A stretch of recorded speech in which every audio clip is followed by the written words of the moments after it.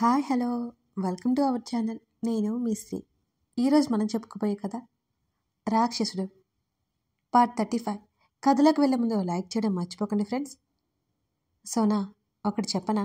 ప్రతి మనిషి తప్పులు చేస్తారు, పొరపాట్లు చేస్తారు. ఎవరూ పర్ఫెక్ట్ కాదు, అది గుర్తుపెట్టుకో. నీకేమైనా సందేహాలుంటే నేరుగా ఆదిని అడుగు. ఇద్దరు కూర్చుని మాట్లాడుకోండి.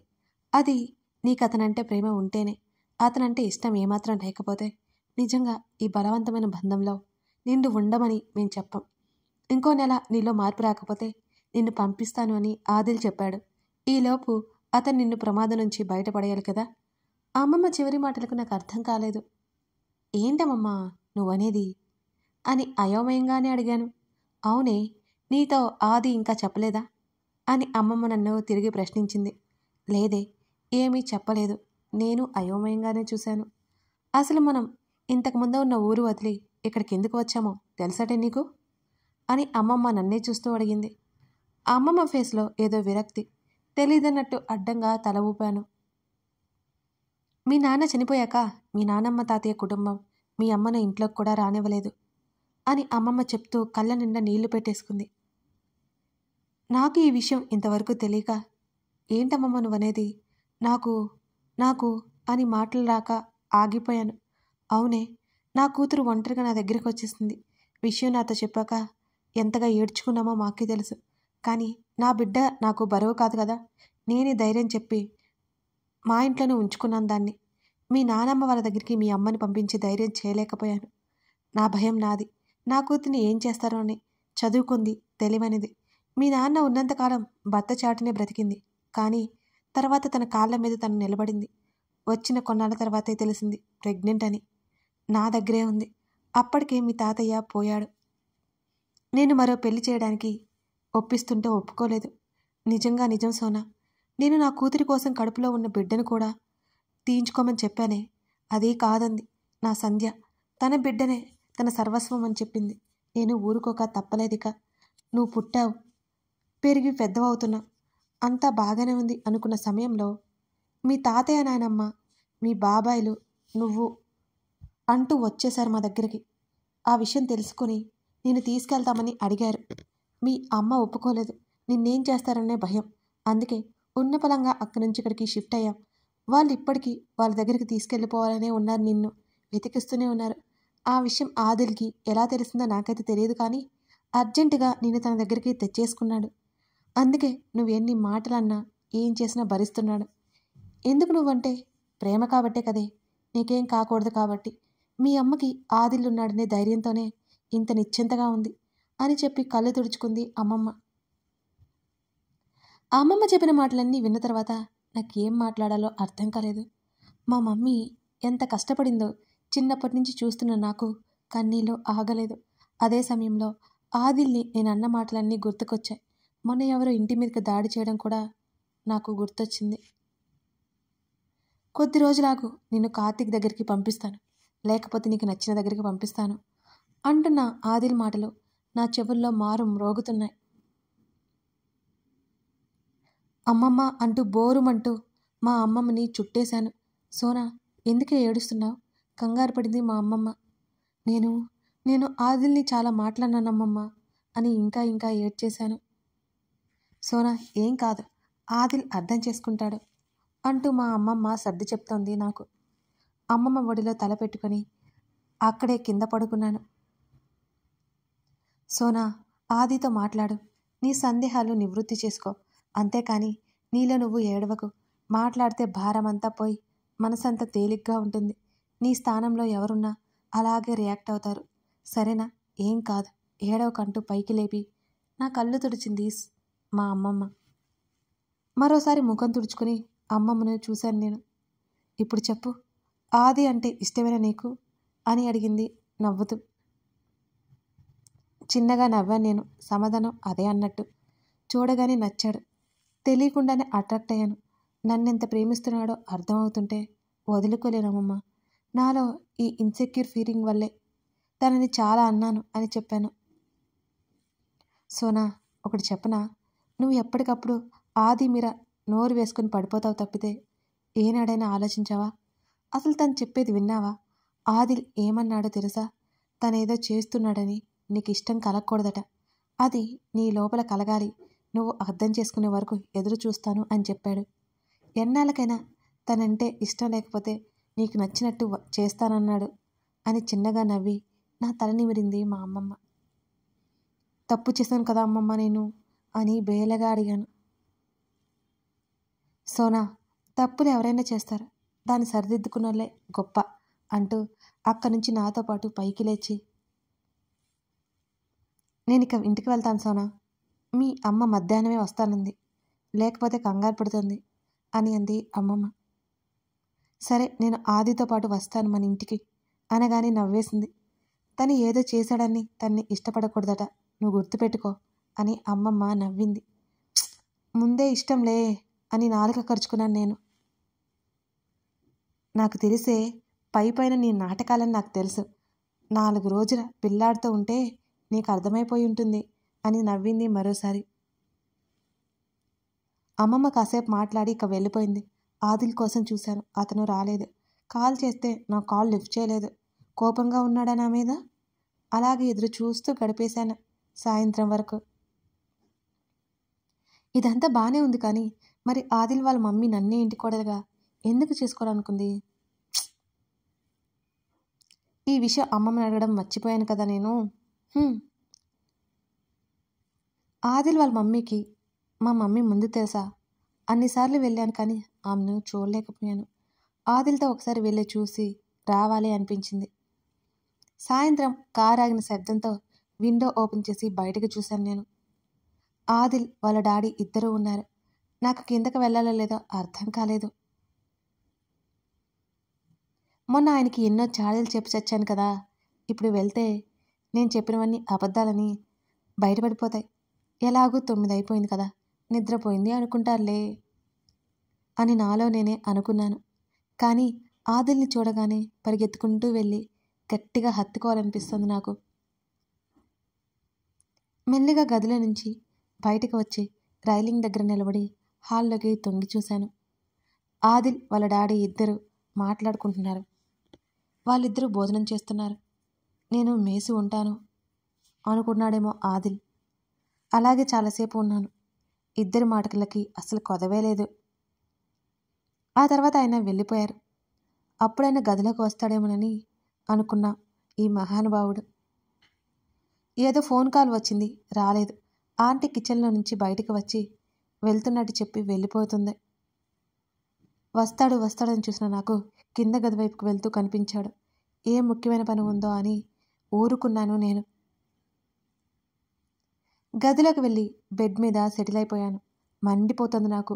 నేను ఒకదాన్ని ఇక్కడ ఉన్నానని త్వరగా వద్దామే అని లేదు ఇతగానికి. వాళ్ళు ఆంటీతో ఏం చెప్పాడు? త్వరగా వస్తానని చెప్పాడు కదా. బోనస్గా నాతో చెప్పమని కూడా అన్నాడట. మరి రాడే? అతడు వచ్చేలా లేడు అని నేను కిందకి వెళ్ళాను. తలుపులు అప్పటికి మూసి ఉన్నాయి. తెరిచిన కిటికీ నుంచి చల్లగాలి లోపలికి వీస్తోంది. బయట వాతావరణం వర్షం వచ్చేలా ఉంది.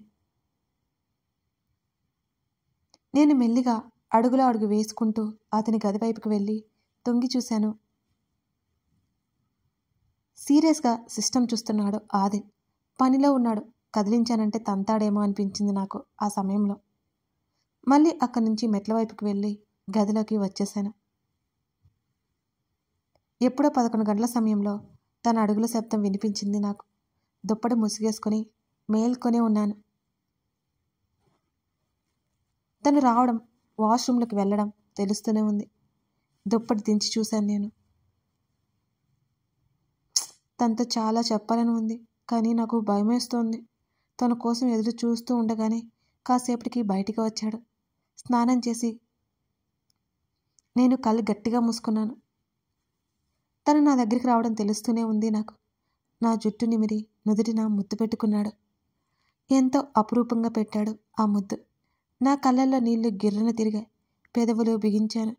ఏయ్ ఏంటిది అంటూ నా కళ్ళు తుడిచాడు ఆదిల్. వెంటనే లేచి ఆ మాంతం తన మెడ చుట్టూ చేతులు వేసి హత్తుకున్నాను నేను. ఏడుపొచ్చేస్తుంది నాకు. అతను ఆశ్చర్యపోయినట్టు కాసేపు మిన్నుకుండిపోయాడు. సారీ నిన్ను అలా అని ఉండకూడదు. అని వెక్కిళ్ళ మధ్య చెప్పాను. సరిగ్గా చెప్పవే రాక్షసి అంటూ నన్ను పైకి లాగి హత్తుకున్నాడు.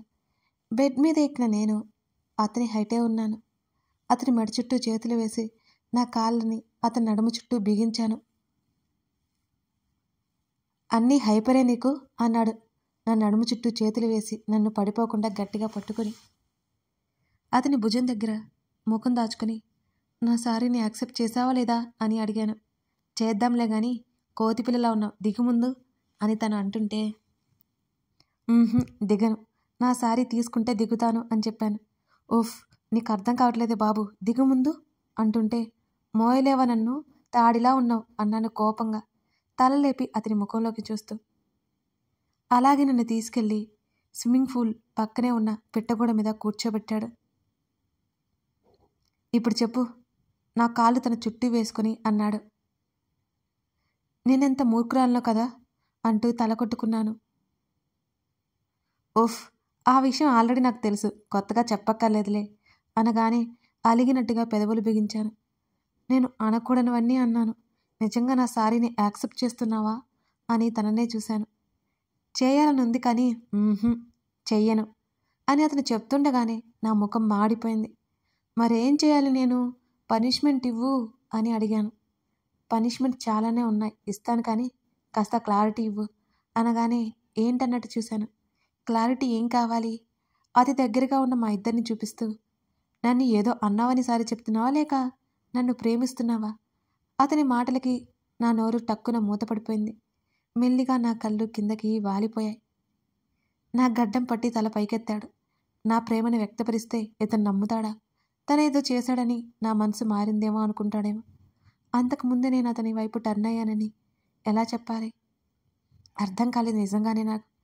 ప్రతిసారి అతనికి నాకు మధ్య ఉన్న అడ్డంకులు చూపిస్తూ గొడవ పడ్డనే తప్ప మరో కారణం కాదని ఎలా చెప్పాలి నేను? అతని జీవితంలో నేను మాత్రమే ఉండాలనే స్వార్థం, మరొక అమ్మాయి ఉందని కోపం, అతను మోసం చేస్తున్నాడు అనే బాధ. నా చేత ఎన్నో మాటలు అనిపించింది. ఆ రోజు తనతో అలా నడుస్తుంటే ఎంత బాగుందో నేను ఎలా చెప్పను తనకి? ఒంటరిగా తనతో ఉంటే ఇంకా ఇంకా ఎంత బాగుంటుందో అవన్నీ నేను అనుభూతి చెందానని తనతో ఎలా చెప్పను? అతని తప్పులను వేలెత్తి చూపి కోపగించుకుంటున్నట్టు నా ప్రేమను వ్యక్తపరచలేకపోతున్నానని ఎలా చెప్పను? ఎక్కడో చదివాను, కోపాన్ని వ్యక్తపరిచినట్టు ప్రేమని తన వాళ్ళ మీద వ్యక్తపరచలేమట. అది తనకి అర్థమవుతుందా? దూరం పెట్టేస్తాడా నన్ను? నా ఆలోచనలో నేనుండగానే నా బుగ్గ మీద తాకినట్టు అనిపించడంతో ఉలిక్కిపడ్డాను. నిజంగానే అతడు ఏం చేశాడో నాకు అర్థం కాలేదు. తట్టాడా లేక ముద్దు పెట్టుకున్నాడా? వెంటనే కళ్ళు తిప్పి అతని వైపు చూశాను నేను. నువ్వింకా సమాధానం చెప్పలేదు నాకు. ఇంతకు ముందు కూడా పొరపడ్డాను, మళ్ళీ అదే పొరపాటు చేయాలనుకోవట్లేదు అంటున్న అతన్నే చూస్తున్నాను నేను. అతని ప్రతి మాట నా గుండె భారాన్ని పెంచేస్తుంది, కొత్త అపరాధ భావాల్ని నాలో ఏర్పరుస్తోంది. రాత్రంతా చెప్పాను కదా, అది సరిపోదా? అవునులే, ఇతను ఎందుకు నమ్ముతాడు నన్ను? ఒక్కసారన్నా అతను చెప్పేది వింటేనే కదా నేను, అందులోనూ మత్తులో చెప్పిన తర్వాత కాదంటాను కదా. అందుకే తను మెల్లిగా నా నుంచి దూరం అవుతున్నట్టు వెనక్కి అడుగు వేయడంతో తన టీషర్ట్ పట్టుకుని దగ్గరికి లాగాను. అతని చూపులు తీక్షణంగా నన్నే తడుముతున్నాయి. కళ్ళు మూసుకుని గట్టిగా ఊపిరి తీసుకున్నాను నేను. ఎలా చెప్పాలో నాకు తెలియట్లేదు.